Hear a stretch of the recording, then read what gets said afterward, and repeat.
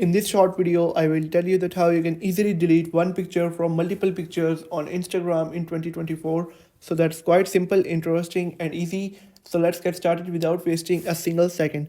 So first of all, you'll have to open up the Instagram application. Now make sure to watch the video till end so you don't make any mistake.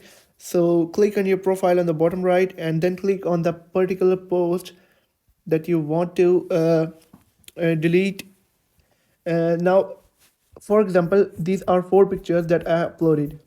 Now I want to delete, let's say this message picture. I want to delete this one. I'll simply click on three dots. I'll simply click on three dots on the top right, and then I'll click on edit. Now you'll find a trash button on the top left corner of the picture.